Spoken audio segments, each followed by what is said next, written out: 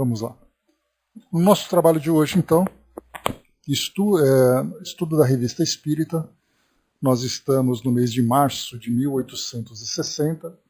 E é bem interessante esse trabalho de hoje, porque pelo resultado, pela extensão da entrevista que Kardec realiza com o Dr. Vinhal, que é um dos membros da sociedade, nós imaginamos que naquele momento, quando terminou a reunião, eu imagino que eles sentiram, né, uma satisfação muito grande por aquele trabalho em especial, porque foi possível trazer para eles que pesquisavam sobre a mediunidade, que pesquisavam sobre o estudo de pessoas vivas que eram evocadas, então informações valiosíssimas.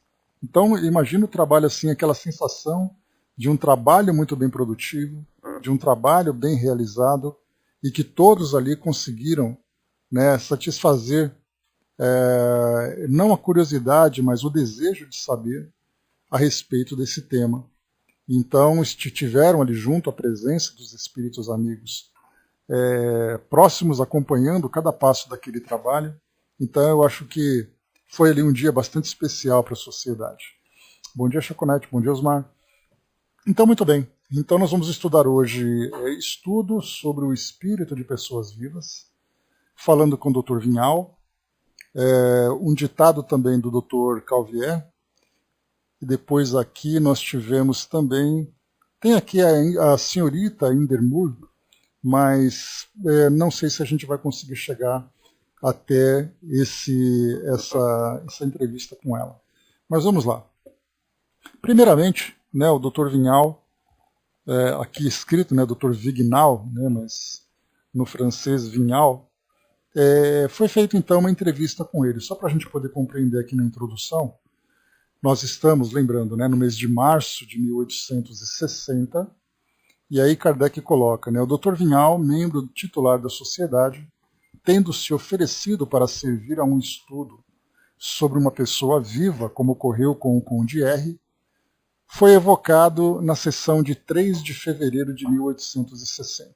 Nós tivemos, né, só para poder contextualizar, o Dr. Vinhal ele foi também um colaborador, só que agora como desencarnado, lá no livro O Céu e o Inferno, na entrevista, na sessão de entrevistas dos Espíritos Felizes, no capítulo 2 da segunda parte. E aqui só para a gente poder, não é nenhum spoiler, né, porque todos nós já estudamos, então se no dia 3 de fevereiro ele trabalhava na sociedade, no dia 27 de março de 65, 5 anos depois, ele viria a desencarnar. E aí então Kardec coloca, né, aqui no Céu e Inferno, antigo membro da Sociedade de Paris, morreu no dia 27 de março de 1865. E aqui então só uma pequena introdução. Na véspera do enterro, um sonâmbulo muito lúcido e que vê muito bem os espíritos, tendo solicitado a se transportar para junto dele e dizer o que via, relatou: vejo um cadáver no qual se realiza um trabalho extraordinário. Dir-se-ia uma massa que se agita e alguma coisa que faz esforços para desprender-se dela, mas que tem dificuldades para vencer a resistência. Não distingo a forma do espírito bem determinada. Né? Então, essa aqui foi a descrição que um sonâmbulo lúcido descreveu. E acho que a gente já é possível hoje imaginar essa cena que foi apresentada. Bom dia, André. Essa cena que foi apresentada nos filmes que nós vemos de ficção científica, quando vemos ali uma pessoa passando por algum tipo de metamorfose e aquele corpo começa a se deformar, alguma coisa começa a se movimentar, e aí então esse sonâmbulo percebeu exatamente o espírito fazendo esse esforço para se desprender. E isso traz para nós algo bastante valioso, porque na semana passada nós estudamos a respeito da cremação, lá no livro Pinga Fogo com Chico Xavier, trazendo ali subsídios, né, tanto de Leon Denis, como também acho que de Emmanuel, não, de Irmão X, que nós estudamos num dos livros do Chico, né? Então falava sobre 48 horas e tudo mais. O Dr. Vinhal, nesse caso, na véspera do enterro, portanto a gente pode colocar nas 24 horas seguintes, fazia um esforço muito grande para se desprender do corpo. E olha que ele era um espírito que se apresentava na condição de um espírito feliz, que tinha esclarecimento, que era membro e trabalhador da sociedade. E aí então a gente percebe que se em 24 horas o espírito passa por essas dificuldades, Emmanuel, que orienta a respeito daquelas 72 horas, né, não 48, 72 horas, que são 3 dias, o impacto que uma cremação causa num espírito que sequer tem compreensão da sua realidade. E mesmo assim, Leon Denis traz para nós também que quando um espírito desencarna, mesmo ele já não estando mais próximo ao seu corpo físico, o seu psiquismo vinculado ao seu corpo faz com que aquilo que se provoca no corpo físico, por exemplo, no caso da cremação, faz com que haja um impacto moral sobre o espírito. Então isso acaba complementando para nós, trazendo ali subsídios maiores, né, para aprofundarmos mais essa questão. Só para resgatarmos esse tema, porque aqui, quando se fala, né, que na véspera do enterro o espírito faz um esforço muito grande, como é colocado para nós aqui, né, que ele faz um esforço muito grande, mas que tem dificuldade para vencer essa resistência.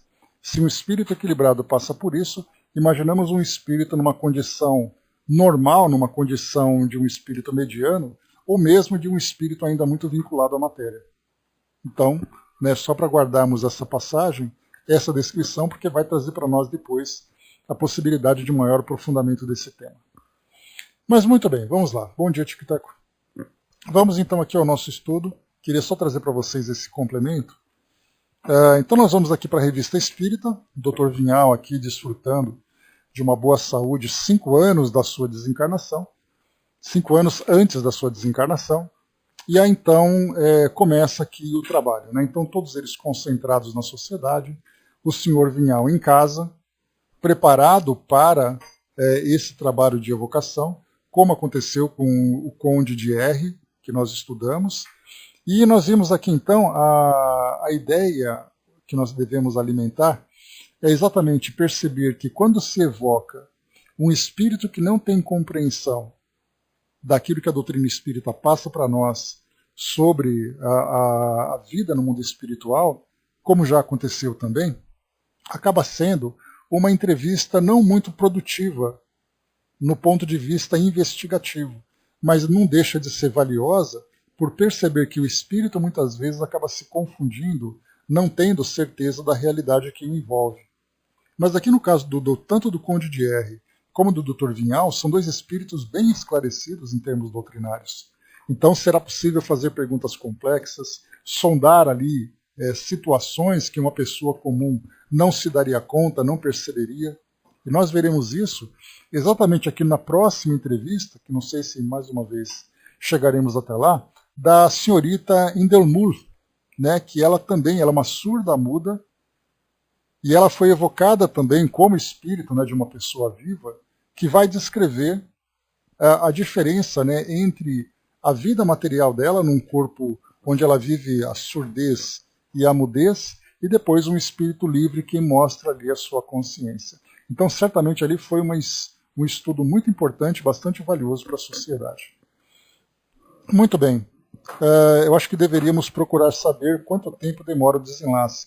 O detalhe, Tico Teco, né? Bom dia. O detalhe é que nós sabemos como isso acontece, mas o mais intrigante para nós é saber que cada um tem o seu próprio tempo, não é uma matemática. Nós podemos pegar, por exemplo, né, o senhor Sanson, ou o senhor Sansão em português, que foi membro da sociedade também, ele estava presente, já desencarnado, no seu próprio velório. O Dr. Vinhal, estava se esforçando para se desprender durante ali, né, na véspera do seu enterro. O Frederico Figner, no livro Voltei, ele também começou a se desprender em casa, quando ele assim tinha acabado de desencarnar, enquanto outros espíritos ficam muitas vezes meses vinculados. Então não tem assim procurar saber como. A pergunta é como cada um se posiciona diante da vida com apego material, com os valores do mundo espiritual. Exato, né? O tempo ele é pouco observado porque nós não temos como trazer ali uma matemática precisa, porque cada um terá o seu próprio tempo. Agora, o que a doutrina procura fazer é esclarecer cada indivíduo para que ele se prepare para esse momento. O próprio Herculano Pires tem um livro muito interessante chamado Educação para a Morte, que a gente lembra, né, que essa palavra ela é um tabu. Ela cria nas pessoas um temor muito grande, um medo muito grande de tratar desse assunto. Mas a educação para a morte, quando nós compreendemos a vida imortal do espírito no plano espiritual, a gente começa a se educar para o processo e não estudar sobre o fim. Então, a parte importante da doutrina é exatamente essa, a educação do espírito, para ele compreender esse processo e reconhecer a sua imortalidade. Pô, mas a gente passou, pensa assim, a gente passou várias e várias existências no mundo espiritual fugindo da morte. É agora que a gente está tendo contato com essa informação. Então, morte para nós é sempre aquela coisa tétrica, aquela coisa pavorosa, aquele sentimento de dor e tudo mais, né? Então, todos nós somos assim. Até mesmo nós, espíritas, né, pensamos assim, será que vai ser tão fácil assim? Será que vai ser tão simples assim? E a gente sabe que, né, que cada um ali vai ter a sua própria história. Dudu trouxe para nós, né? Imagine no desenlace um espírito que ainda na materialidade dificulta o trabalho da equipe de desintegração do corpo espiritual. Bom não saber e compreender muito o dia e como será esse desenlace, né? Obrigado pela participação. Então, colocando para nós, né? Então, muitas vezes, até mesmo, né, nós vimos no livro de André Luiz, um espírito que ele estava desencarnando, o corpo dele se desintegrando, entrando em colapso no seu funcionamento, e o espírito preso, porque ele não queria desencarnar. E aí, então, a equipe espiritual que trabalha nesse desprendimento teve que fazer com que o espírito ficasse inconsciente para que ele pudesse facilitar o trabalho. Porque, do contrário, como André Luiz coloca, o espírito seria expulso do corpo, porque o corpo morreria, mas o espírito continuaria preso a ele. Então, essa educação para a morte é fundamental. Não estudarmos a morte, a gente percebe que falar sobre esse tema não há necessidade de você falar especificamente dele, mas basta você falar sobre os valores, sobre a imortalidade, sobre a importância do espírito a respeito da desencarnação, que é retornar à pátria espiritual e tudo mais, e esse assunto acaba fazendo parte desse contexto. Agora, falar de morte, quantas pessoas fogem desse assunto, né, com aquela ideia, né, se eu falar disso, vai acontecer. E aí, dentro desse contexto que nós estamos vivendo agora, com pandemia, com muitas desencarnações acontecendo em todas as partes do mundo, como a gente já conversou, quantos e quantos espíritos passam por essa dificuldade? Sabendo que muitos desses corpos contaminados estão sendo, né, ou sepultados ou cremados por uma questão, né, no caso da cremação, de higiene pública, mas sem se dar conta dessa questão do espírito vinculado ao corpo e tendo medo de se desprender. E aí então vem toda, né, a gente consegue aqui criar uma situação assim muito ampla para a gente imaginar as diversas situações, a grande variedade de experiências que cada espírito vivencia nesse momento. Né? Gilda, bom dia. Aliás, a Gilda, né, foi seu aniversário ontem, né, Gilda? A gente estava te esperando aqui para comemorar e você não apareceu. Mas beijo para você, viu? Muitas e muitas felicidades. Muito bem. A Angelina colocou para nós também, né? Se sabemos, por que não fazemos? José Maria Souto Neto, né? Pois é, exatamente. Se sabemos, por que não fazemos? Aliás, a gente cai nessa situação, né, Angelina? Em várias e várias áreas da nossa vida. Sabemos de muita coisa e fazemos muito pouco. Mas é parte do aprendizado de espíritos ainda imaturos, né? Muito bem, vamos lá. Dr. Vinhal. Então, ele foi evocado na sessão do dia 3 de fevereiro de 1860. Estamos estudando a evocação de uma pessoa viva. E isso traz para nós, antes de começarmos aqui de novo, né? Isso traz para nós um detalhe muito importante. Quando nós falamos em mediunidade, a partir do momento em que nós estudamos um tema como esse, evocação de pessoas vivas, nós entendemos que a mediunidade não é a comunicação entre vivos e mortos.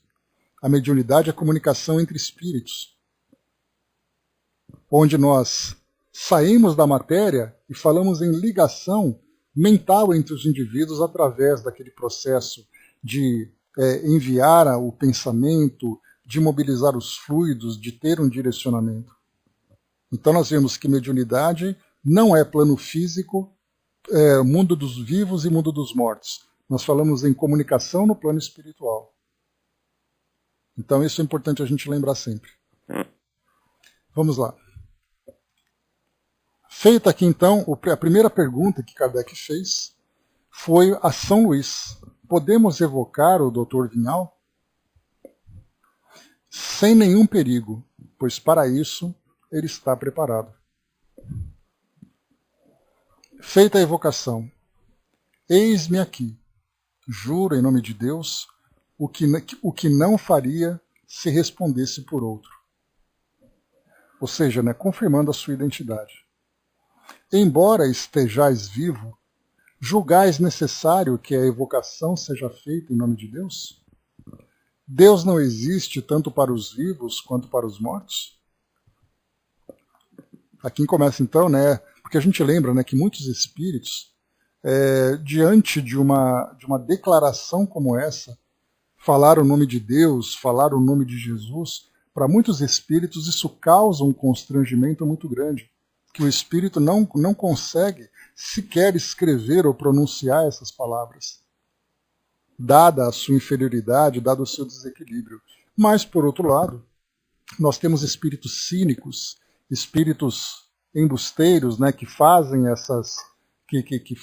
essas menções, inclusive declarações bíblicas, se passando por personagens consideradas sagradas por muitas pessoas, apenas para poder ali satisfazer o seu ego. Então, tudo isso acontece para muitos homens também. E essa declaração dele, Tico Teco, vale para todos.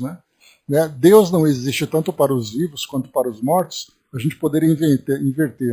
Deus não existe tanto para os mortos como para os vivos. Então, quer dizer, o cinismo e o constrangimento acaba sendo para os dois.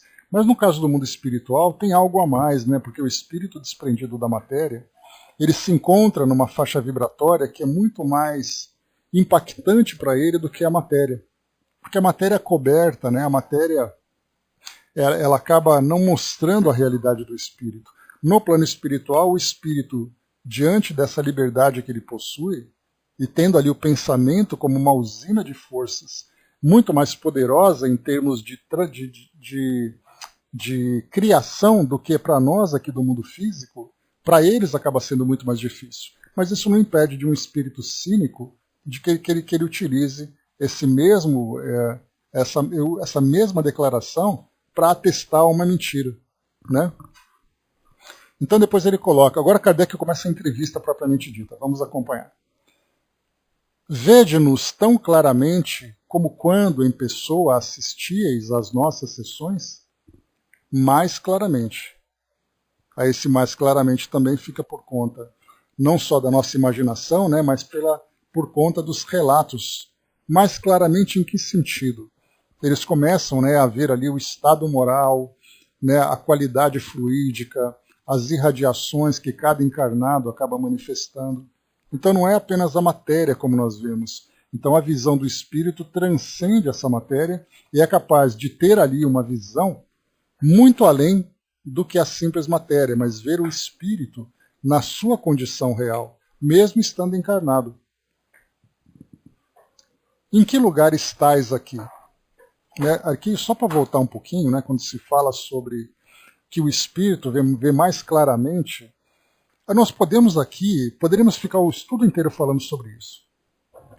Imaginemos, por exemplo, que quando nós estudamos a doutrina e nós entendemos que nós estamos convivendo com os espíritos o tempo todo, qual é a visão que os espíritos têm a respeito de nós? Porque nós ficamos muito curiosos para saber onde os espíritos estão, o que eles estão fazendo, por que eles estão próximos a nós. Mas hoje de manhã, por exemplo, passou no telejornal uma região aqui de São Paulo, chamada Brás, é um bairro que tem aqui. Então é um bairro de compras, de comércio popular e tudo mais. E a reportagem chamava atenção para a aglomeração de pessoas nessa época de pandemia e as pessoas fazendo ali as suas inocentes e ingênuas compras de Natal. Só que, na verdade, né, eu queria chamar a atenção de vocês não para a aglomeração física, mas para a presença daquelas pessoas encarnadas naquela aglomeração toda, naquele tumulto todo. Como um espírito veria aquilo? Olharia para as pessoas e veria qualidades, né, nas irradiações mentais de cada um, pessoas mais espiritualizadas, embora irresponsáveis, né, por participar de um espetáculo tão triste como aquele, né, numa época tão perigosa, pessoas com má intenção, pessoas apegadas à matéria, pessoas que carregam seus vícios, cada uma apresentando, se nós poderíamos dizer assim, uma cor diferente. Então aquela variedade de cores naquela aglomeração toda, na verdade é o espírito olhando para aquilo tudo, ok, Cindizinha? É o espírito olhando para aquilo tudo e podendo ver as pessoas por aquilo que elas são. E não simplesmente vendo aquela massa aglomerada, sem que você possa identificar as pessoas, a não ser pela aparência física. Mas pela aparência física você não consegue, num olhar simples, traçar ali o perfil, a personalidade daquelas pessoas. Já no plano espiritual, os espíritos podem fazer isso. Então, naquela aglomeração, naquele local, você vai num shopping center, você vai numa rodoviária, você vai num estádio de futebol, você vai na casa das pessoas, você vai dentro de um templo religioso. E através da visão do espírito é possível você identificar. André Luiz mesmo, no livro Voltei, que nós estudamos, quando ele acompanhava a Margarida, que foi levada pelo pai, se eu não me engano, para até uma igreja que ela queria fazer ali as orações dela e tudo mais, André Luiz ele relatava a qualidade mental das pessoas participando de um culto religioso. E ele via que as pessoas estavam ali, muitas delas acompanhadas por espíritos, que não eram espíritos necessariamente elevados, mas porque estavam vinculados mentalmente àquelas pessoas, e elas estavam sentadas ali ouvindo o culto acontecendo, mas com a cabeça nos seus problemas, nas suas dificuldades, né, no seu dia a dia, e somente uma senhora, vocês se lembram, né?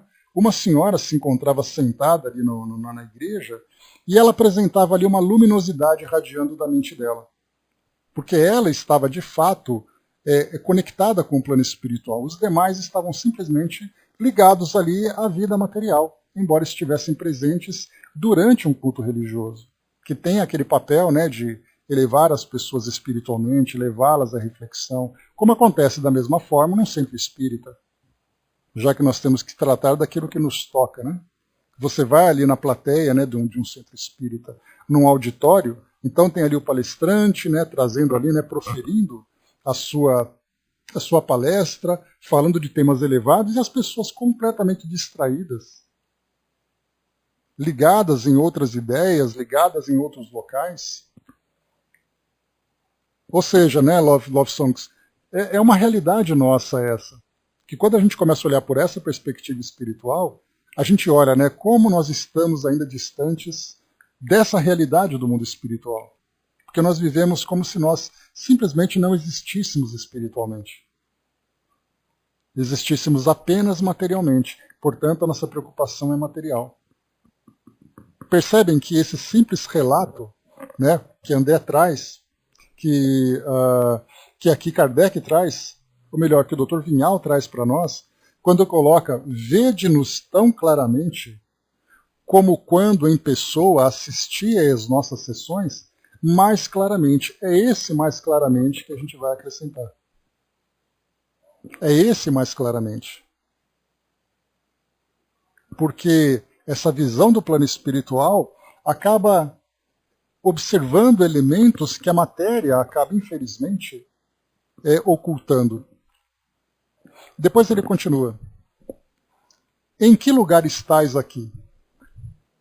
Naturalmente no lugar onde minha ação é necessária, à direita e um pouco atrás do médium.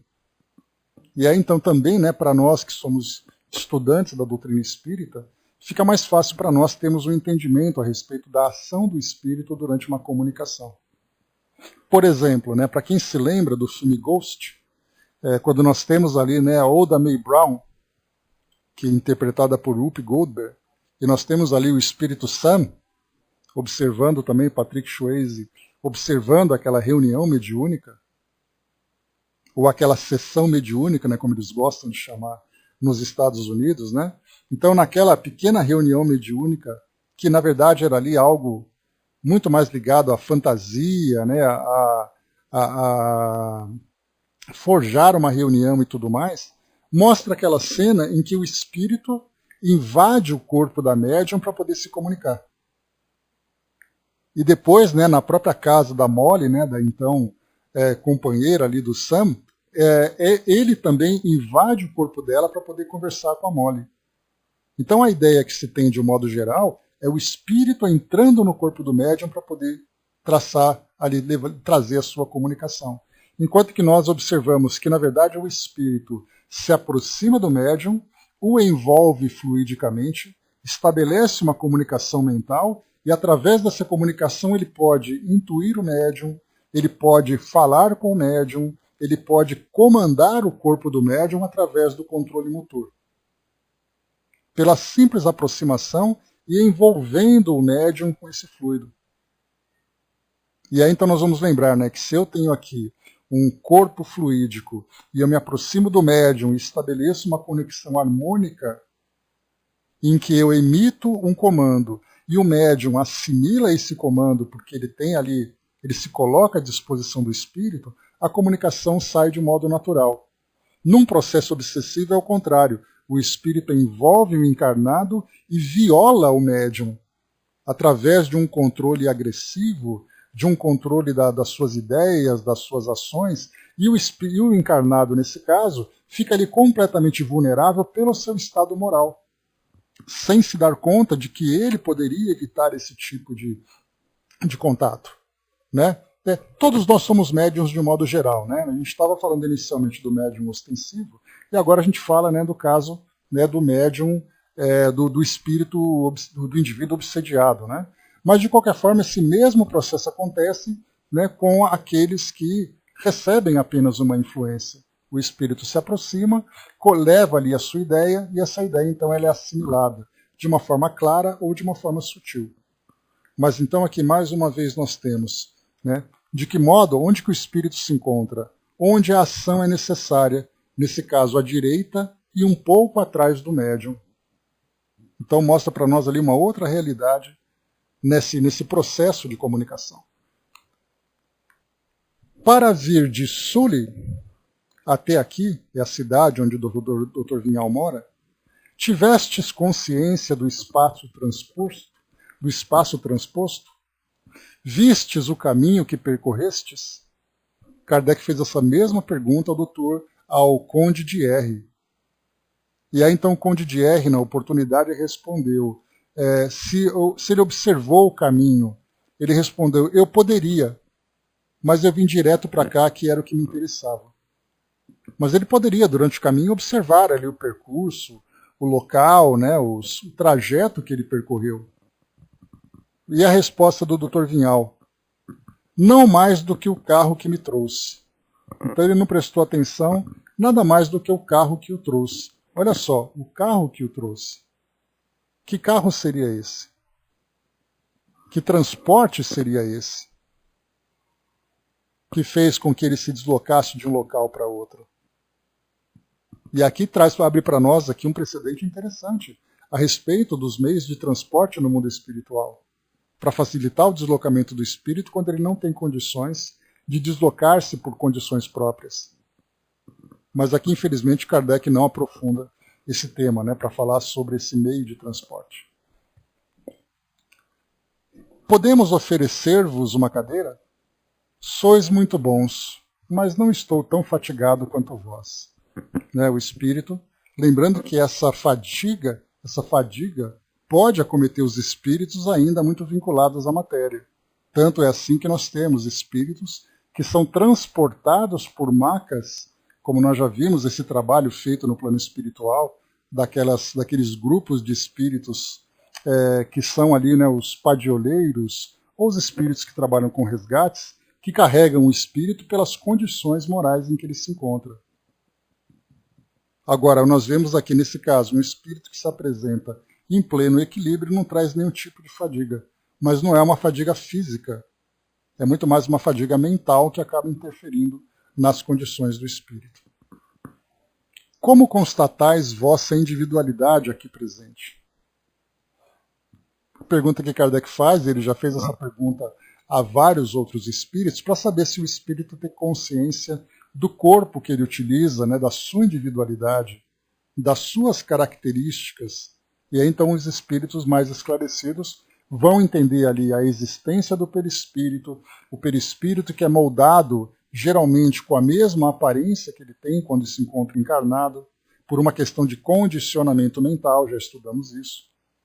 Porque o espírito está tão acostumado a se ver daquela forma que ele plasma em torno de si, né, no seu corpo perispiritual, um corpo semelhante. Mas aquele espírito que já tem o controle mental, ele pode modificar a sua aparência se houver o prazer. Ou mesmo, nos casos mais graves, aqueles espíritos que são induzidos a uma sugestão mental muito poderosa, fazendo com que ele deforme o seu próprio perispírito. Então Kardec, quando ele pergunta se o espírito consegue compreender a sua individualidade, ele tem esse objetivo, para saber como é que o espírito sabe que ele está ali, que ele sabe que ele existe, que ele é uma individualidade. E a resposta do Dr. Vinhal, como os outros. Então como é que você constata? Como os outros.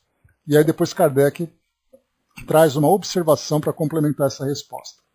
Kardec diz assim: ele faz alusão ao que já foi dito em caso semelhante. Isto é, que o espírito constata a sua individualidade por meio do perispírito, que para ele é a representação do seu corpo. Então ele já traz aqui, né, um entendimento sobre essa individualidade. Mas um espírito, por exemplo, que não tem essa compreensão, um espírito que se encontra muito ligado à matéria, um espírito que tem ali uma outra filosofia que fala sobre a vida no mundo espiritual, ele pode se equivocar a respeito da sua condição. Mas no caso aqui, um espírito esclarecido trouxe uma resposta bastante precisa e objetiva. Entretanto, seríamos gratos se vós mesmos nos desseis essa explicação. Ele responde: o que pedis, o que me pedis é uma repetição. Ou seja, né, o espírito sem muita paciência para falar tudo aquilo que os outros já falaram, né? Mas Kardec queria ouvir dele, porque o indivíduo estar encarnado, participando de uma atividade lúcido, consciente, é uma coisa. O espírito desdobrado, quando ele sai do contato com o mundo material e se vê no mundo espiritual, ele pode ter ali uma visão completamente diferente. Que é mais ou menos aquele caso, por exemplo, de um espírito que não tem um esclarecimento, quando ele desencarna, quando ele está desencarnando. Bom dia, Flávio. Quando ele está desencarnando, ou seja, o corpo físico morreu, e o espírito relata: eu estou deitado do lado do meu corpo e eu não entendo como é que eu posso estar em dois lugares ao mesmo tempo. E ele traz esse relato exatamente porque ele não compreende que ele é uma individualidade, mas ele não é o corpo físico. Mas quando ele vê ali dois corpos, um do lado do outro, aí então ele fica confuso, porque ele não tem esse entendimento. Já um espírito que compreende diz assim: estou vendo o meu corpo físico e eu sei que eu não sou o corpo físico. Por isso que essa pergunta de Kardec e essa insistência dele em ouvir do espírito o relato sobre a sua individualidade é para saber o quão esclarecido ele se encontra, principalmente um espírito que tem esse esclarecimento a respeito da doutrina espírita. Mas ele quer fazer uma diferença. Você acordado do nosso lado, eu sei que você sabe. Mas agora, desdobrado, será que você sabe a mesma coisa? São esses tipos de investigações que Kardec faz. Ele responde então. Kardec pergunta então: já que não quereis repetir o que foi dito, é porque pensais do mesmo modo? Mas isso está bem claro. Assim para vós, vosso perispírito é uma espécie de corpo circunscrito e limitado? É evidente, sem comentários. Ou seja, Kardec ficou bem frustrado aqui, né? Porque ele entendeu que o perispírito é um corpo circunscrito, ou seja, ele é aquele corpo moldado, desenhado e limitado. Não é simplesmente uma fumaça espalhada pelo espaço, mas é aquele contorno que tem ali, né, os seus limites, Então, Kardec foi colocando então essas, já que ele não falava, Kardec então foi dando para ele então as respostas, esperando que ele confirmasse.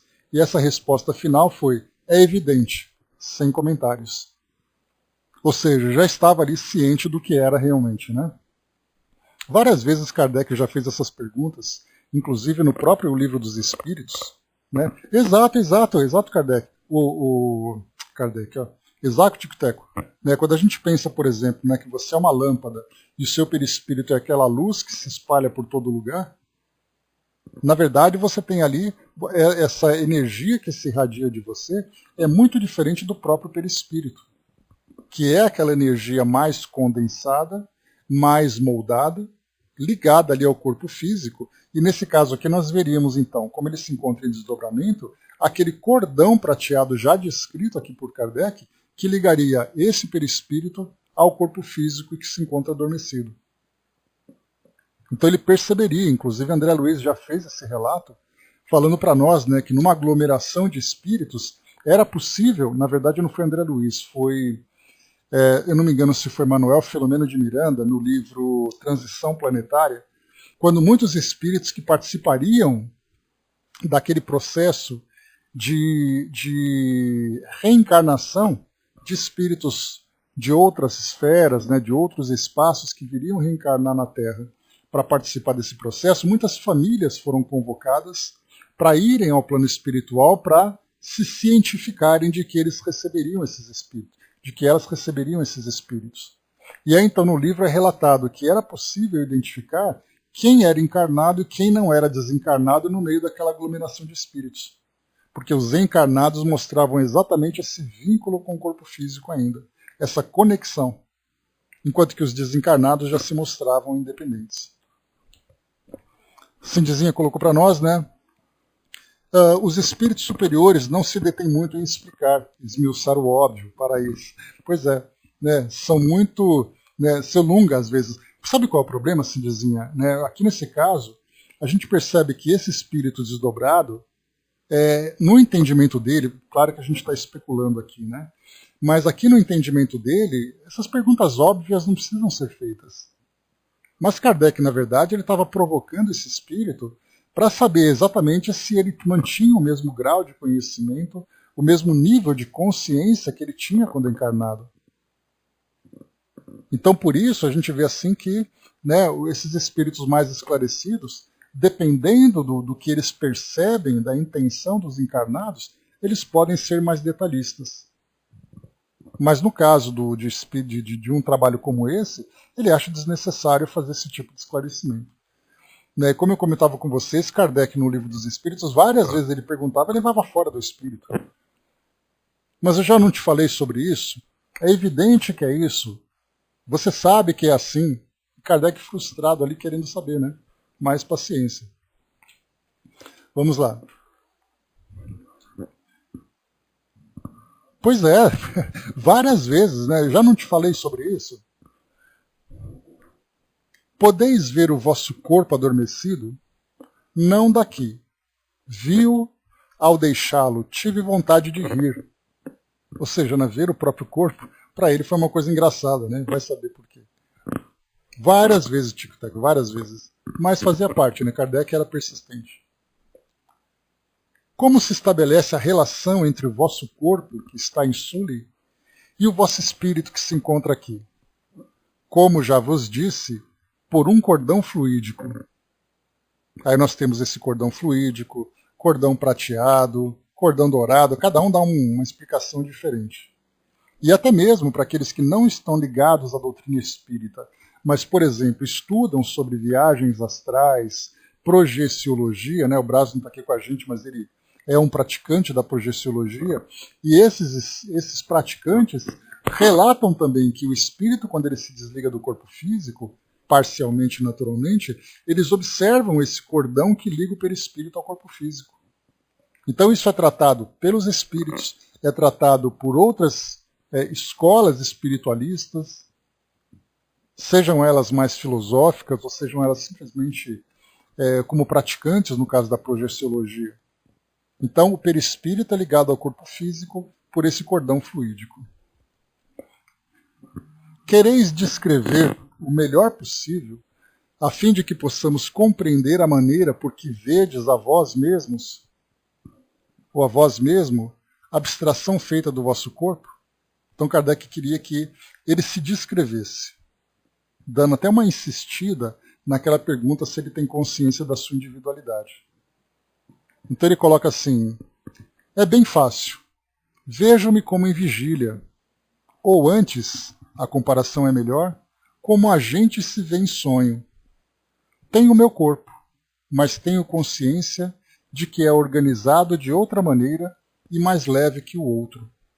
Não sinto o peso, a força de atração que me prende à terra quando acordado. Numa palavra, como vos disse, não estou fatigado. Eu acho que é difícil para nós definirmos, né, essa sensação de leveza. Talvez o mais próximo que nós encontraríamos é quando nós estamos, por exemplo, dentro de uma piscina. E dentro da água você sente o corpo mais leve, sem a gravidade, né? A água proporciona isso para nós.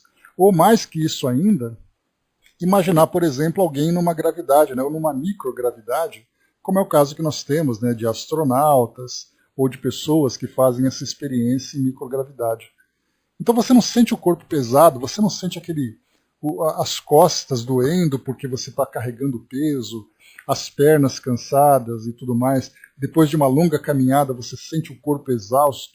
Então, esse tipo de sensação para um espírito já adaptado no plano espiritual é muito diferente. O corpo não pesa, porque nós sentimos o peso do corpo. Você sabe que está carregando um peso. O espírito simplesmente existe sem essa sensação. E aí, então, quando ele se adapta e se desvincula do corpo físico, não trazendo qualquer tipo não estímulo, mas qualquer tipo de repercussão do seu corpo físico, ele se sente absolutamente existindo e simplesmente ali flutuando, vamos dizer assim. Flutuando ligado ao chão. Bem leve, bem sutil.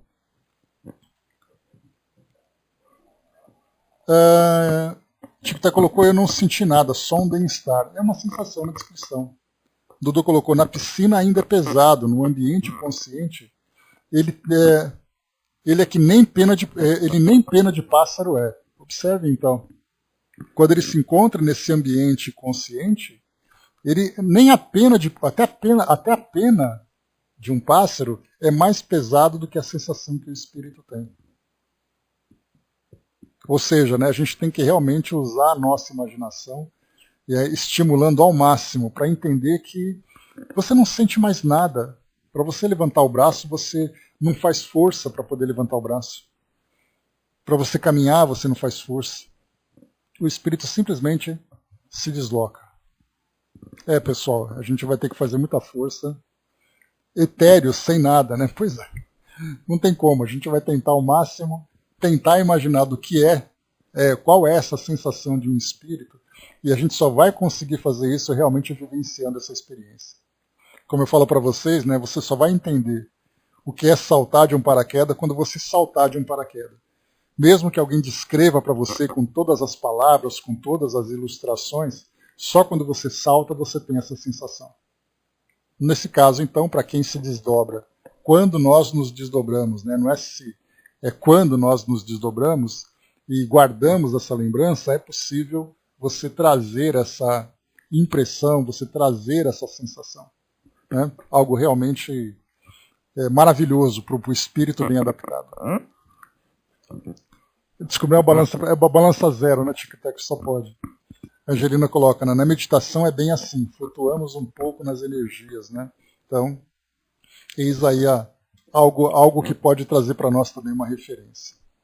Mas enfim, Kardec nessa questão 14, ele conseguiu então a resposta que o espírito não queria dar, quando falava sobre a sua individualidade, sobre a sua consciência perispiritual, digamos assim. Aqui quando ele fala de descrever o melhor possível a maneira como ele se vê, aí então ele se vê como num sonho. Ele tem o corpo dele, mas ele tem consciência de que o corpo dele é organizado de outra maneira. Ele não sente o peso a força de atração da Terra. Questão 15. A luz se vos apresenta com a mesma coloração que no estado normal? Kardec também já fez essa pergunta a outros espíritos que se desdobraram, né, ou seja, espíritos de pessoas vivas, perguntando se a luz incomoda, se a luz fica muito clara e tudo mais, né? A resposta, né? Então, se ela se apresenta com a mesma coloração. Não. Ela é acrescida de uma luminosidade inacessível aos vossos sentidos grosseiros. Ou seja, os nossos olhos não conseguem perceber a irradiação da luz do seu modo pleno, do seu modo completo. A nossa percepção é limitada à capacidade da nossa visão. Dentro daquele espectro de luz, nós conseguimos perceber essa luminosidade. Mas para os espíritos que têm ali uma limitação, uma ilimitação, digamos assim, é possível perceber detalhes que nós sequer conseguimos imaginar. E continua. Entretanto, não infirais que a sensação produzida pelas cores sobre o nervo óptico seja diferente para mim. O que é vermelho e assim por diante. Apenas os objetos que eu não via em vigília, em razão da obscuridade, são luminosos e perceptíveis para mim. Assim, a obscuridade não existe absolutamente para o espírito, embora ele possa estabelecer uma diferença entre o que para vós é claro e o que não é. Então aqui, nesse trecho, ele traz para nós dizendo que o espírito percebe todos os objetos com essa luminosidade porque nós sabemos que tudo é matéria. E tudo que é matéria tem átomo. Tudo que tem átomo tem energia. E essa energia é uma energia perceptível para o espírito. Então aquilo que nós não vemos, pelo fato de não ter ali o reflexo da luz, a luz bate num objeto e essa luminosidade vem para os nossos olhos que percebem através da sua estrutura biológica. Mas para o espírito, ele observa essa irradiação de energia. E como tudo tem energia, nada é escuro. Exato, Flávio, né? Os fótons sendo visíveis. É bem interessante, você caminha por um lugar absolutamente escuro, que é um lugar claro, porque tudo irradia essa energia. Bem interessante. Dudu trouxe para nós também, complementando. Usa-se muito como exemplo fornecido pela irmã, um prana mental, mas ainda sem peso algum. Pense numa volitação. Pense num passar por dentro de uma matéria. Se pesasse, ficaria difícil. Né? Então, olha só, então se passar por dentro dessa matéria, se o espírito se sente nesse peso, certamente ele não conseguiria.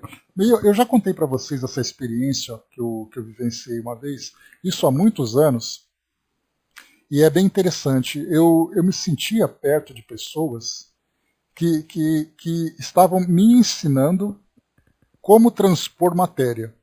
E eu me lembro que isso há muitos anos, né? E eu me lembro que tinha uma mesa no lugar e essa pessoa dizia assim, passa sua mão pela mesa. E aí então eu coloquei a mão sobre a mesa e empurrei.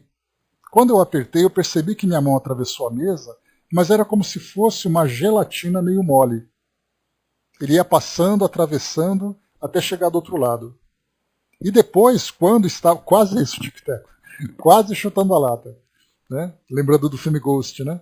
E aí depois também tinha uma parede. Passa pela parede. Mais ou menos igual o Sam, lá no Ghost também, atravessou aquela porta pela primeira vez, vocês devem se lembrar. E aí então eu lembro que quando eu passei por essa parede, eu sentia que existia alguma coisa. Como se fosse, mais uma vez, né, essa gelatina que você ia passando e meio que forçando um pouco essa passagem. Então foi uma sensação muito interessante essa, de perceber assim atravessando a matéria. Não sei se isso era uma fantasia, não sei se isso era parte de alguma experiência durante o sono, mas de qualquer forma deu para ter uma ideia do que é o espírito atravessar essa matéria densa, mas nesse caso, um espírito já adaptado ao plano espiritual já não sente qualquer limitação da matéria.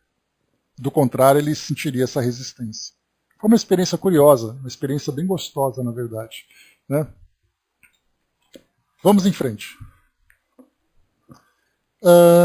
Kardec coloca aqui depois na questão 16. Nossa visão é indefinida ou limitada ao objeto ao qual prestar vossa atenção, vossa atenção é indefinida ou limitada ao objeto ao qual prestais atenção? Nenhuma coisa nem outra. Não sei absolutamente o que ela pode experimentar, como modificações para o espírito inteiramente desprendido. Mas para mim, sei que os objetos materiais são perceptíveis no seu interior, que minha vista os atravessa. Contudo, não poderia ver por toda parte, nem à distância. Então ele tem uma visão limitada na sua extensão, digamos assim, mas ele consegue ver o objeto meio que um objeto translúcido. Não é transparente, não é opaco, ele traz ali um estado translúcido que você consegue ver através dele alguma coisa. Então essa pergunta a gente percebe que é uma pergunta bastante técnica, que Kardec está fazendo para um espírito que é esclarecido. Se você perguntar para um espírito que sequer compreende a sua condição de desdobrado, ele não vai conseguir encontrar palavras para poder explicar aquilo que ele está vivenciando. Até porque ele vai ficar tão deslumbrado com aquilo que ele está experimentando que ele não vai conseguir prestar atenção nesses detalhes técnicos.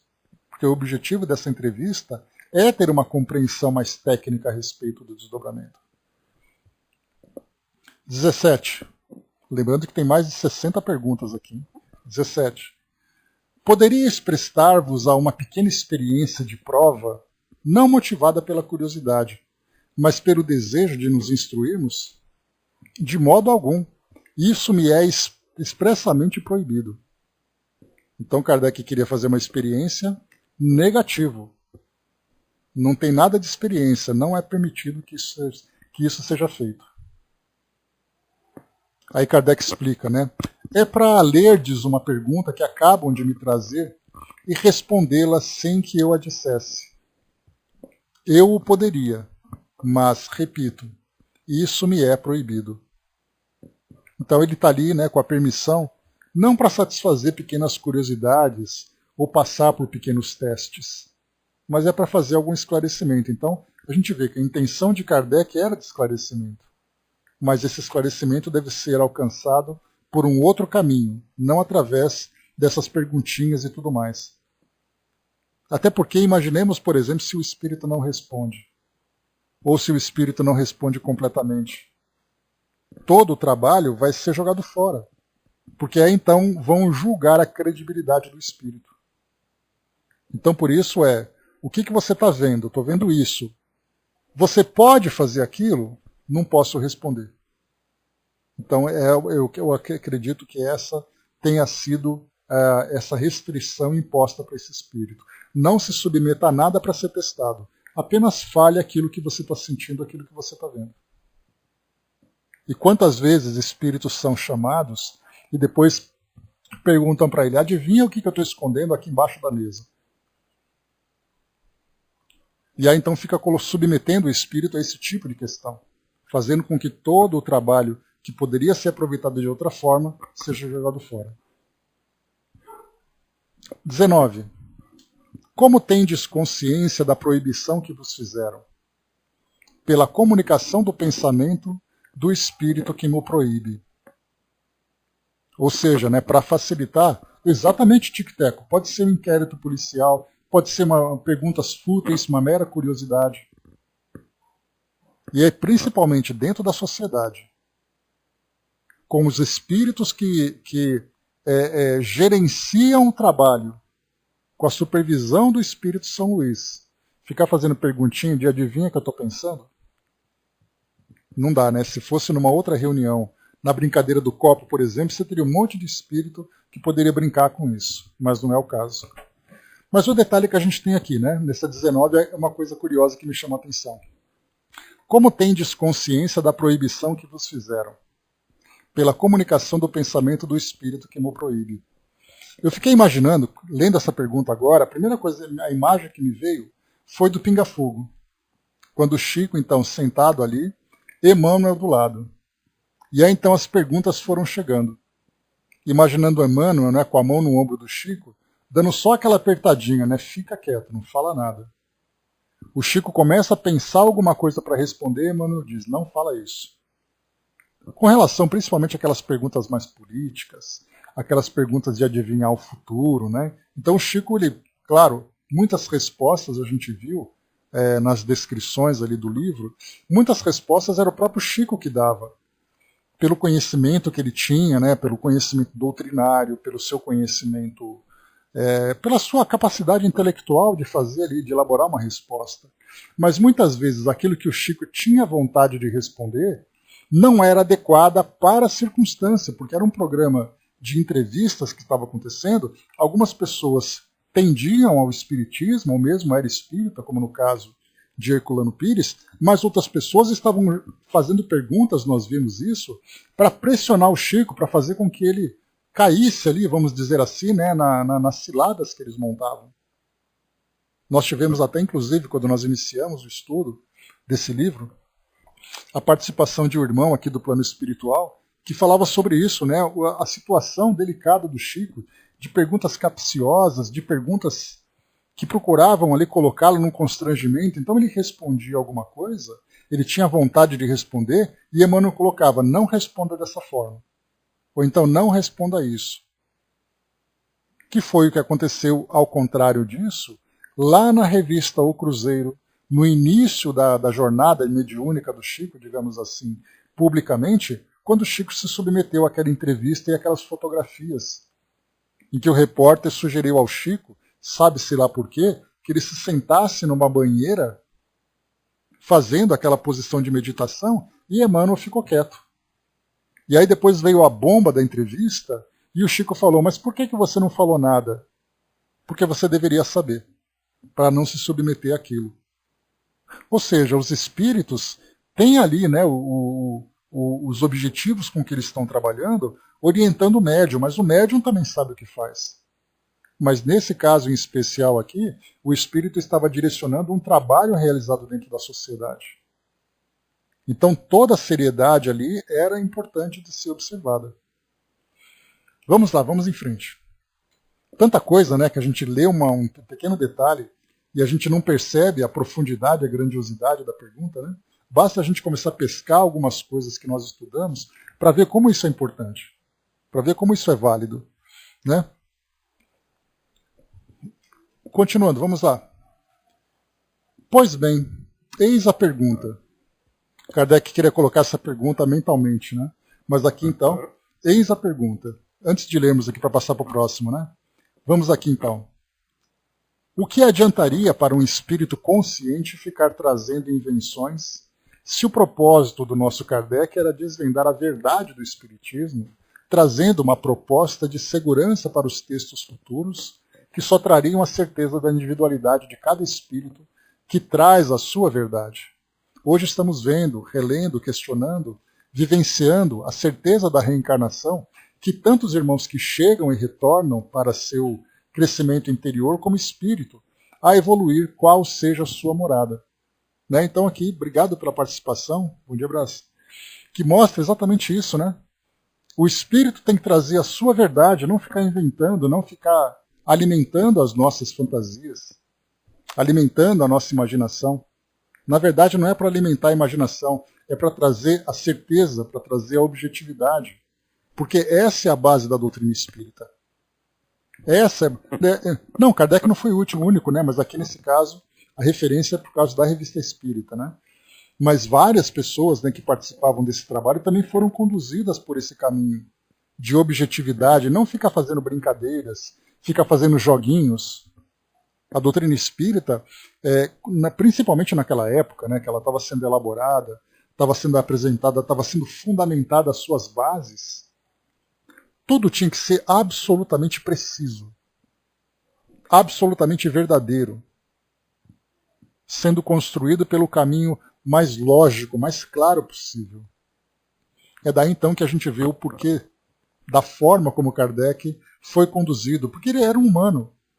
Ele tinha ali a sua curiosidade, ele queria ali fazer algumas experiências, mas a doutrina espírita ela não é para ser experimentada. Ela é para ser esclarecida. Angelina colocou para nós, foram 5 anos para estar na condição de visualizar as cores. Passei 5 anos exercitando para chegar à condição de hoje. É muito importante porque quando recebemos energias negativas, E à noite, né, quando nos preparamos, visualizamos e tratamos antes de meditar. Bacana isso, né, Angelina? Esse preparo, até mesmo nisso, né, na meditação, no trabalho mediúnico que seja, mesmo num trabalho anímico, ter essa preparação, desenvolver essa percepção é fundamental. Por isso que o trabalho de desenvolvimento mediúnico, diferentemente dessa interpretação que se faz, por exemplo, de alguém que quer se tornar médium e, portanto, ele vai desenvolver a mediunidade, dentro da doutrina espírita, o desenvolvimento significa aperfeiçoamento, em que o médium se conhece, desenvolve habilidades para se tornar muito mais, uma ferramenta muito mais produtiva no trabalho mediúnico. Isso é importante a gente pensar. Continuando. Pois bem, eis a pergunta, aquela pergunta secreta de Kardec, né? Podeis ver-vos num espelho? Olha só que a pergunta curiosa de Kardec é perceber se o espírito consegue se perceber diante do espelho, na verdade é percebendo a materialidade do seu corpo físico. É possível o corpo perispiritual, físico não, né? O corpo perispiritual, ele se apresenta com uma determinada densidade que pode ser percebida através de um espelho? Essa é a pergunta que foi feita. A resposta, não. Que vedes no espelho? O reflexo de um objeto material. Não sou material e, portanto, não posso produzir o reflexo auxiliado pela operação que torna tangível o perispírito. Aliás, só posso produzir o reflexo auxiliado pela operação que torna tangível o espírito. Ou seja, se ele se materializar. A gente lembra, o espírito absorve então, o perispírito dessa entidade absorve então o ectoplasma doado por um médium de efeitos físicos. Ele então se torna visível, e aí então nós já vimos várias fotografias, né? Fotografias de materialização, desde materializações bastante detalhadas. No caso, William Crookes fez várias experiências, final do século XIX, começo do século XX, em que ele relatava, né, no caso do espírito Kate King, por exemplo, ele observava ali não apenas a aparência dela como uma pessoa comum, ele caminhou com ela pela sala, pegou na sua mão, verificou os seus sinais vitais, tudo era muito, muito, muito material. E ao mesmo tempo nós já vimos aquelas fotografias, né, tanto do Chico, como também de Ana Prado, de José Medrado, Peixotinho e outros médiuns de efeitos físicos, inclusive o próprio também, né, o Daniel Douglas Home, que eram médiuns de efeitos físicos, e nos relatos, nas fotografias, mostrava ali a matéria densa. Portanto, ela era fotografada, ela era filmada, ela era refletida. Mas no caso de um espírito numa condição normal, porque essa é a diferença que a gente lembra entre a mediunidade, entre a vidência e a observação direta. No caso da vidência, o médium entra em sintonia com o espírito e percebe a sua presença por essa sensibilidade mediúnica. No caso de uma pessoa comum que vê um espírito, é porque esse espírito se materializou. E, portanto, ele pode ser visto por várias outras pessoas. No caso de um médium vidente, ele vê o espírito pela sua percepção mediúnica. Então, essa resposta é bem interessante, como nós vimos. O espírito, para se tornar visível num espelho, ou ser fotografado, por exemplo, ele tem que se tornar material. Claro que nós temos ali, né, não é o caso da transcomunicação mediúnica, por exemplo. Na transcomunicação, é o espírito que, através desses fluidos, interfere no equipamento eletrônico e acaba sendo visível. Tanto é assim que muitas pessoas que tiram fotografias, depois das fotografias, na época, serem reveladas, ou depois observadas, no caso das fotografias digitais, percebem a presença de um espírito que não estava ali naquele momento. A pessoa que fotografou não relata que tinha alguém do lado. Você vai olhar a fotografia, ela estava lá. Por quê? Porque o espírito interferiu no equipamento e registrou a sua presença. Diferente de uma materialização quando todos vêm. Angelina lembrou aqui, né, as cores visualizadas são lilás, branco, prateado. azul, verde musgo, principais energias boas, né? Então, interessante ver a percepção que se tem, né, dessas cores que são irradiadas por cada indivíduo. Finalizarmos a última questão, quando ele fala do espelho, então, né? Assim, um espírito que se encontrasse nas condições de um agênere, por exemplo, poderia ver-se num espelho? Certamente. A gente lembra que esse agênere vem, na verdade, ali da ideia de um espírito que se materializa. E ele se encontra, ele presente entre as pessoas. Ele pode caminhar, ele pode conversar. E ser agênere significa que ele não foi criado, não foi gerado dentro da nossa biologia normal. Ele simplesmente existiu. Ele se materializou.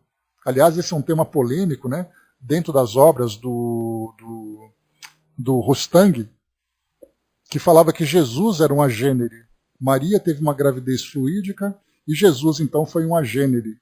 É a teoria que ele apresentou. E isso gerou muitos debates na época e continua, né, para aqueles que se interessam por esses estudos, muitos debates também. Então, o agênere é esse espírito. Então, no caso, Kardec coloca, um agênere poderia ser visto? Poderia, porque ele está materializado. Deixa eu ver aqui a questão 22, qual vai ser a extensão dela. Bom, vamos lá. 22, a última. Na verdade, a concepção, né, Tico-Teco na Bíblia, fala que Jesus, né, que Maria engravidou sem o ato sexual, né? Mas fala que Jesus nasceu normalmente. Ele foi uma criança, ele se desenvolveu, né, da mesma forma. Então, diferentemente do agênere, né, da forma como o Rostang colocava. Mas, enfim, vamos lá, que eu também não estudo muito Rostang e não vou me aprofundar para não falar coisas erradas.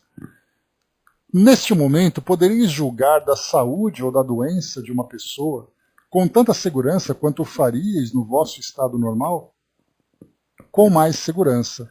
Lembrando que o Dr. Vinhal, por exemplo, ele era médico, e ele então vai fazer uma avaliação de um paciente, observando ali, né, quais são os seus sintomas, observando, né, se fosse o médico no presente, observando ali os exames bioquímicos, os exames de imagem, outros tipos de exames que são feitos, e aí então ele vai coletando essas informações, formando esse conjunto, ele vai trabalhar no diagnóstico. No caso de um espírito, olhando por essa perspectiva espiritual, ele vai perceber as lesões do próprio perispírito do indivíduo. Lembrando que a grande maioria das doenças, né, que acontecem, elas acontecem primeiro num desequilíbrio do indivíduo. Depois, então, ele passa isso para o seu perispírito e depois somatiza na matéria. Então é possível ver no perispírito dele essas marcas que já indicam, né, as lesões que já estão materializadas ou que serão materializadas com o tempo se o espírito não modificar a sua postura.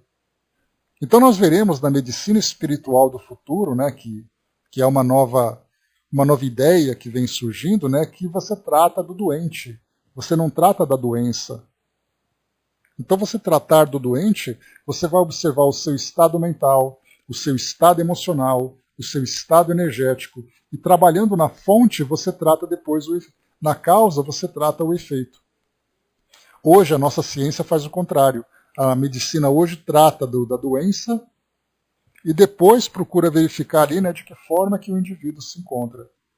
Então é um processo contrário. Por isso, quando ele relata que ele consegue, deixa eu pegar aqui de novo, que ele consegue com mais segurança, exatamente porque ele vê, digamos assim, a doença materializada. Alguém que se encontra com um problema gástrico, por exemplo. O indivíduo tem ali um problema digestivo, uma infecção, uma gastrite, qualquer coisa. Você olha para o indivíduo, por essa perspectiva espiritual, desculpem, por essa perspectiva espiritual, e você vê a lesão ali registrada no aparelho digestório dele. Então ele vai ter um estômago ali lesionado, um desequilíbrio, né, no seu plexo gástrico. Então é possível para o espírito ter essa facilidade. É por isso que muitas vezes, né, você vai ali até fazer um tratamento espiritual, numa consulta com um espírito que é médico, por exemplo, e ele vai passar para você um diagnóstico vendo muito mais do que você relata. Ele vai colocar, né, olha, tal coisa aconteceu, né, tal coisa, eu estou sentindo tal coisa acontecendo. E o espírito está vendo que a causa muitas vezes é outra. A causa muitas vezes é muito mais profunda. Para finalizarmos, Dudu trouxe para nós aqui mais uma participação para nós e diz assim: o médium, no início, na sua infância, se adestra com a nossa ajuda, pois por vezes a sua ostensividade atrapalha suas organizações, suas ações orgânicas e vibratórias, o que até mesmo na infância pode acontecer. E com o crescimento, esse conhecimento adquirido, com estudos, com a prática inicial para o trabalho mediúnico, seguirá numa melhora bem fundamental para a sequência de intercomunicação entre o mundo material e o mundo espiritual. O médium é um fator primordial para o que fazemos com a ajuda, para a ajuda dos irmãos que precisam de sua ajuda. A mediunidade é de uma responsabilidade tão intensa para a segurança de quem a tem. Portanto, se quer continuar na relação mediúnica, contribua com bons estudos, boas casas que te tragam a segurança e a boa vontade de ser um médium equilibrado e sabedor que faz o que foi lhe designado pelo plano espiritual. Obrigado pela preciosa participação aqui conosco. Então, o que nós temos, nesse relato mostra exatamente isso, que também para nós a mediunidade ela é vista de um modo muito simplificado. Nós temos inclusive pessoas que estudam, por exemplo, a mediunidade nas crianças, a mediunidade nos jovens, a mediunidade nos adultos. De que forma que essa mediunidade vai ser trabalhada? Mas a pergunta é, o que o plano espiritual faz com relação a isso? Cada um fica ali à deriva, à disposição dos efeitos da mediunidade, que podem causar transtornos bastante problemáticos. E aí nós vemos nesse relato, então, a grande preocupação, esse acompanhamento do médium que traz na sua programação esse trabalho mediúnico e, portanto, desde o início ele é acompanhado, ele é orientado, ele é dirigido para que esse processo de desenvolvimento biológico, desenvolvimento psíquico e também desenvolvimento mediúnico aconteça nas devidas etapas, no tempo certo, para que no momento em que ele, de fato, deva expressar esse trabalho, na prática, ele esteja pronto para isso. Porque, do contrário, nós observamos isso com pessoas, por exemplo, que vemos isso no trabalho do atendimento fraterno, né? Quando nós temos ali relatos de pessoas, jovens ou adultos, que são de outras crenças, né, que partilham ali de uma outra filosofia, mas que vivenciam a mediunidade de uma forma ostensiva. Para essas pessoas, naturalmente, essa experiência mediúnica acaba sendo um chamado, acaba sendo uma experiência pessoal dela, seja ela de prova, de expiação, de missão, não importa qual seja, mas o quão isso atrapalha a vida da pessoa. E aí então nós temos todo esse processo de acompanhamento, de orientação e de auxílio direto para que o efeito da mediunidade seja minimizado tanto quanto possível para que a pessoa consiga chegar no momento do trabalho equilibrada. Não temos pessoas, por exemplo, que são internadas em manicômios pelo fato de ter mediunidade de tal forma desequilibrada e de tal forma, o indivíduo de tal forma obsediado, que isso atrapalha completamente a sua existência, sendo que poderia ser diferente. Então essa supervisão do plano espiritual, quando o indivíduo encarna com a missão da mediunidade, não é apenas o acompanhamento para que ele tenha ali uma vida tranquila, para que ele seja fortalecido, é também para que ele tenha uma orientação. Então esse é um aspecto que muitas vezes nós ignoramos, que aquele indivíduo que tem ali aquele trabalho, imaginemos o próprio Chico, por exemplo, para facilitar, que desde a sua infância ele começou a ter ali as suas percepções e tal, para que em determinado momento da sua vida a mediunidade se manifestasse como ferramenta de trabalho. Mas para chegar até ali, ele teve a infância toda para poder transitar. E aí então ele sempre teve alguém presente ao lado dele. Assim como outros tantos médiums também. Só para finalizarmos, a Cindyzinha lembrou em cima, obrigado de novo pela colaboração com a gente. E para alguns médiums também, né, Edgar Cayce tinha essa habilidade. Né? No caso, né, a mediunidade sonambúlica, né? O sonâmbulo espontâneo, o mesmo sonâmbulo provocado, no caso do Edgar Cayce ele era espontâneo, então ele entrava em transe sonambúlico e ele era capaz de de prescrever para as pessoas tratamentos. Ele viveu ali, né, começo do século XX, até 1950, 60 mais ou menos ali. Então ele fazia consultas para as pessoas prescrevendo porque ele era capaz, com essa vidência, com essa visão que ele tinha do transe sonambúlico, ver as pessoas por dentro. A visão dele ultrapassava o seu corpo físico. E olhava por dentro dos órgãos, né? Ou melhor, ele conseguia ver por dentro dos órgãos. Então era o caso dele que ele vivenciava. Para finalizarmos então, a Angelina colocou para nós, quem trabalha com fluido às vezes percebe a energia negativa do perispírito, né? Pontos são mostrados, né? Então, assim, para quem tem essa percepção, essa sensibilidade, essas marcas nesses pontos ficam muito claros para as pessoas observarem. Né? Em órgãos, músculos, ossos em forma de energias. Né? Olha só, então, para quem trabalha com curas, que são considerados médiums e tudo mais, né? E tem essa visão, conseguem ter isso, né? Muitas vezes até sentindo aquilo que a pessoa sente. Eu lembro de um relato de um senhor que quando você se aproximava dele, pedindo ajuda para uma determinada questão de saúde, você já chegava e ele já sabia o que era. Porque ele sentia dor de estômago, sentia dor de cabeça, sentia ali dor nas costas, porque a pessoa estava sentindo isso. Imagina a vida dessa pessoa como é, né? Se ela dependesse apenas dela própria para controlar tudo isso. Para finalizar, o Chico até colocou, né? Médium que não respeita os espíritos, não respeita o próprio Deus. Pois os espíritos enviados por Deus o representam, né? E a mediunidade acaba sendo muitas vezes algo combatido, né? Que infelizmente é o que nós vemos hoje, né? A comunicação, o intercâmbio com o plano espiritual, a importância dos médiuns para a doutrina espírita, assim como também para a Umbanda, né? E para outras filosofias que trabalham com essa relação com o plano espiritual, o médium ele é visto pelo seu compromisso, pela sua responsabilidade, e o médium bem estudado tem consciência disso. Mas, infelizmente, quantos daqueles são médiums pelo mundo afora e pouco importam com esse fenômeno, acabam naturalmente sofrendo as consequências dele. Muito bem, meus amigos, vamos encerrando por aqui. Nós finalizamos, então, a questão número 22, nós vamos para a próxima, número 23, que, para dar continuidade aqui, que trata ainda dessa questão de saúde. Né? Kardec coloca aqui, deixa eu ver. Vamos fechar essa 23. Poderias dar uma consulta se alguém vô-la pedisse? Poderia, mas não desejo fazer concorrência aos sonâmbulos e aos espíritos benfeitores que os guiam. Quando estiver morto, não direi que não. É bem interessante a resposta dele. Então, quer dizer, ele como desdobrado, ele não vai fazer concorrência para quem trabalha com isso, né, ajudando as pessoas, assim como os espíritos também. Então não é o papel dele fazer isso. Mas depois de desencarnado, ele vai então trabalhar intensamente, né? Assim como ele, Dr. Vinhal, como o Dr. Demer. Dr. Demer, que também foi ali um colega de trabalho da sociedade, que também desencarnou na condição de um espírito feliz, e foi um espírito que acompanhou Kardec naquele período crítico em que Kardec ficou doente, quase desencarnando. Dr. Demer chegou junto lá e deu uma puxada de orelha dele. Se você não parar, você vai provocar um autoassassinato. Isso se encontra lá no livro Obras Póstumas, para quem quiser conhecer, uma questão de saúde de Allan Kardec.